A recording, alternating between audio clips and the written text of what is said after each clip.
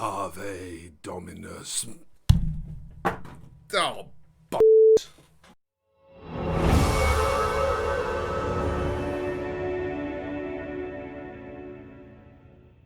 Indeed, if you hadn't guessed from that exquisitely crafted intro section there, we are going to be painting Night Lords today. So this is actually the start of a very large commission that's going to be ongoing over the entire year. So there's actually going to be quite a bit of Night Lords content coming on and off. For those of you that are fans, you can subscribe now.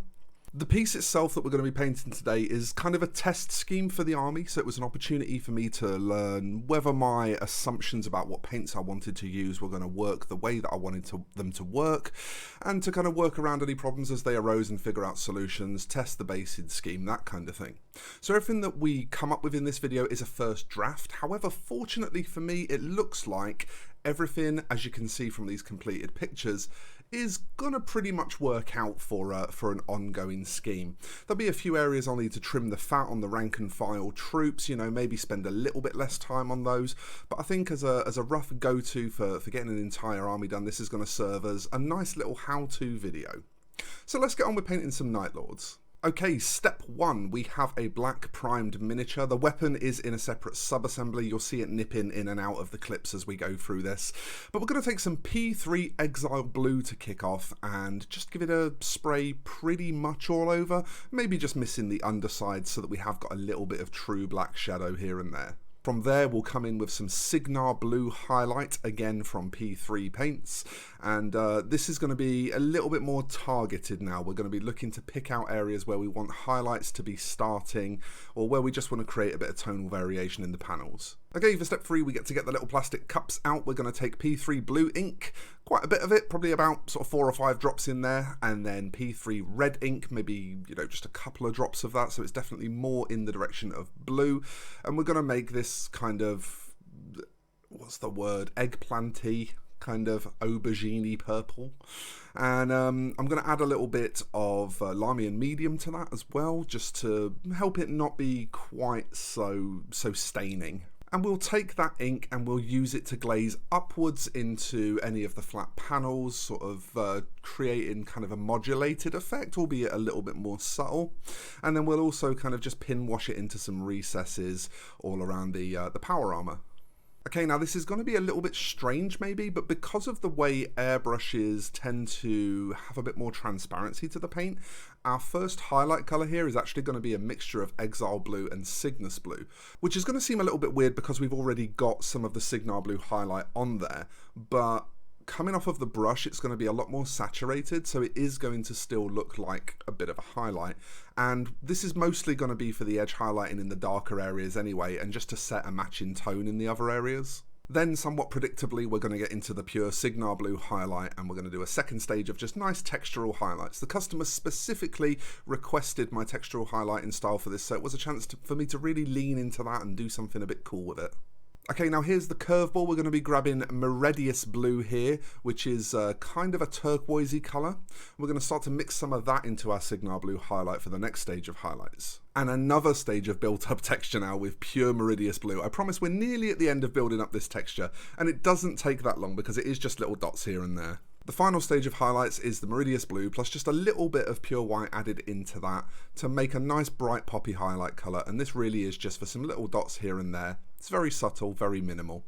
But once we've got all of those stages of highlight on, and it actually really honestly didn't take me long, I was probably going for about 30 minutes by the time I'd finished the power armour, maybe 40. But here's what it looks like finished up.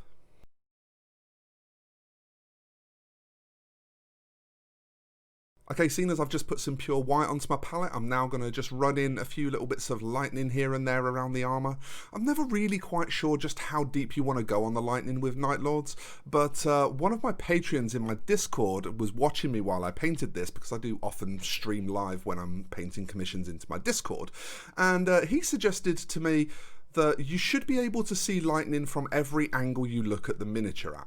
So that was kind of where I went for the gauge, is to try and make sure that no matter which way round the miniature was facing, you could see some lightning, and then just to try and make sure that the lightning was balanced within that.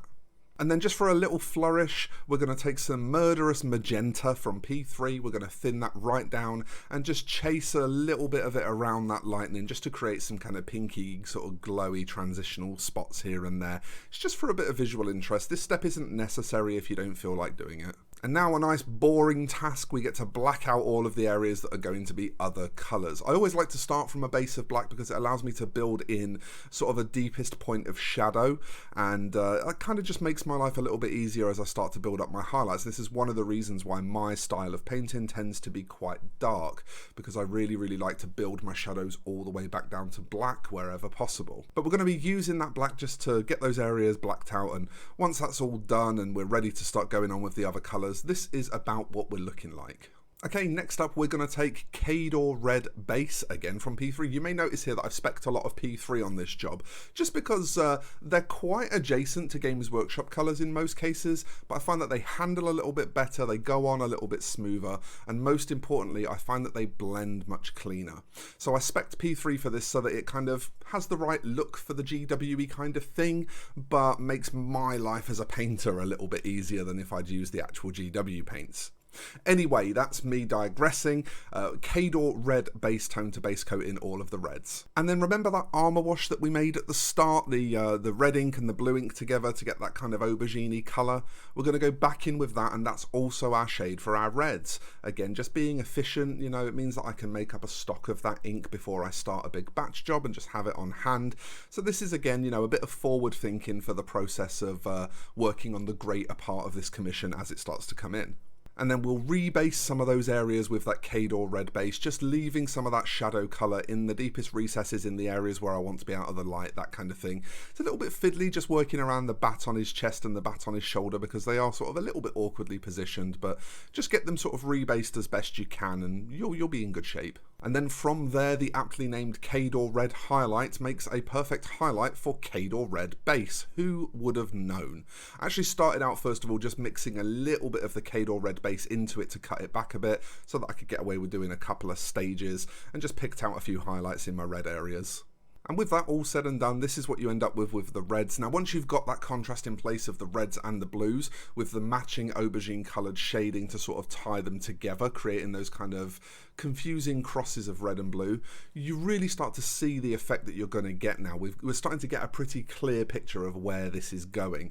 We just need to start fleshing out some detail now, and that's going to involve doing a lot of the sort of fiddly little artifices that are around his armour. The biggest of those jobs is most certainly the bone. This guy's wearing a necklace that's got a bunch of spine bones. Are they called spine bones? Discs? I don't know. What are they called? Somebody tell me in the comments. What are they called?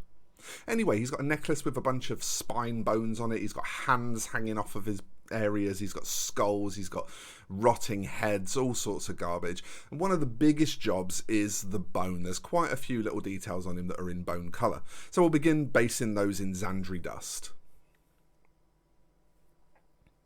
And then all of those areas will get a nice liberal wash with some Agrax Earthshade. I do thin my Agrax Earthshade just a tiny bit, but really just with a bit of extra moisture on the brush, not really sort of actively cutting it down. I just find that it goes on a little bit cleaner that way. Then I'm going to grab some really thin Xandri dust and just gently glaze back up towards some of the top surfaces. This isn't going to have a profound effect on how anything looks, it's just sort of a bit of pre-prep to smoothen those surfaces ready for some highlights coming in. And those highlights will be applied with P3's Jack Bone.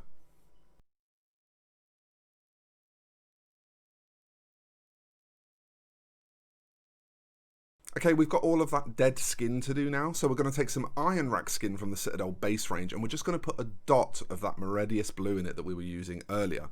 Adding just this little taint of turquoise is just going to lean into that green tint that Iron Rack skin already has, and give us this really pale kind of tealy colour. It's very interesting, and it's going to look a bit overbearing as we first start base coating it onto the flesh, but you're going to see a really neat effect as we start to shade and highlight it. And that neat effect comes from, again, creating a deliberate clash using our shading. This is a technique I like to employ a lot. I find it really, really helpful. So we're grabbing Flesh Wash here from P3's ink range. And unlike most Flesh Washes, you know, things like Army Painter's Offering or GW's Rakeland Flesh Shade, for example, this has a slightly opaque white base to it.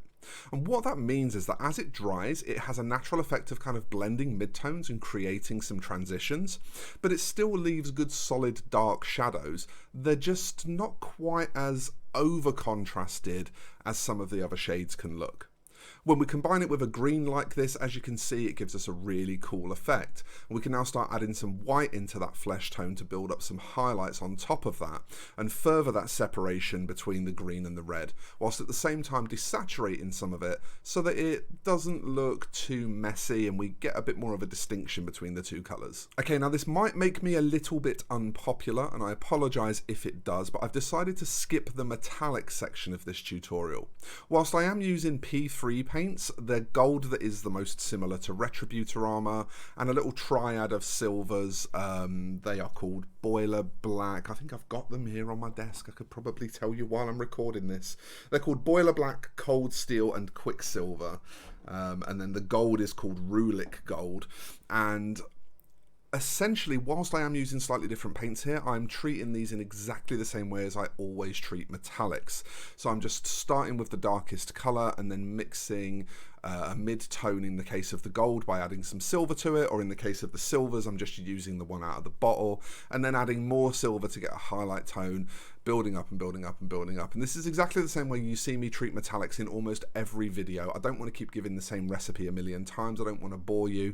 So instead I just, thought I'd talk to the camera for 30 seconds and explain to you why I don't want to waste 30 seconds of your time. Great logic. But with those metallics wrapped up, that is actually everything done now. And we can go to some Lazy Susan footage now to give you a bit of a better look at it. The initial photos were taken sort of straight after I finished it, the ones that you saw at the start there. But this is a nice, properly set up, crispy 1080p 360 for you. So enjoy that. Here is our Night Lord's Praetor in Terminator armour.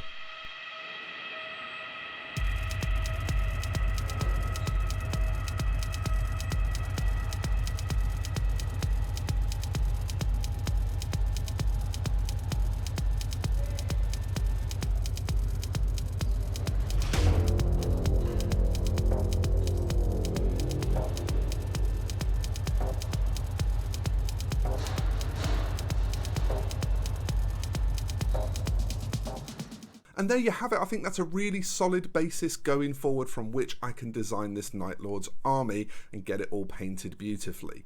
As I said at the start, there's going to be some areas where I trim a bit of fat when we're going on to the rank and file troops. Maybe the glazing stages will be simplified a little bit because they're very time consuming. And rank and file troops, it's not really great value for money for the customer to be pouring sort of 10 hours into doing glazes on a squad. But all of that considered, I do think that everything that we've got here is a good solid basis. There aren't any of the colours that I'm going to change, but some of the methods might be just wiggled around a little bit just to fine tune and tweak here and there. All in, I'm very, very happy with the colour scheme, and I showed it to the client the same day that I completed painting it, and he was also very happy with the colour scheme. So it looks like we've got ourselves a winner. If you enjoyed it, if you enjoyed this video, if you're a Night Lords fan, don't forget to give it a thumbs up, and you can subscribe to the channel. You can enable notifications, and that is going to allow you to stay up to date on everything I'm doing here on YouTube. If you love the content and you want to support its creation, please do remember I have a Patreon campaign linked in the description. Tiers start from as little as $1 American a month, and you can help me keep the lights on and other YouTube phrases too. So with all of that said, I'll get out of here now. Thank you very much for watching, everyone. I will see you in the next one. Bye for now.